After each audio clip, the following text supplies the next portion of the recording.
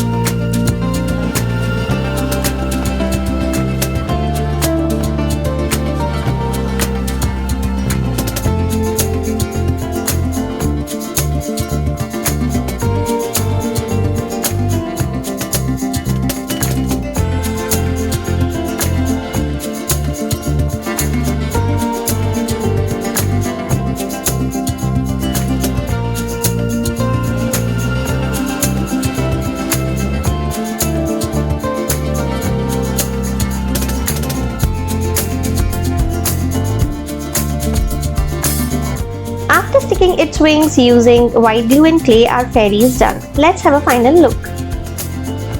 I hope you all love this cute little project. If you love this video, don't forget to give me a thumbs up and share your valuable feedbacks.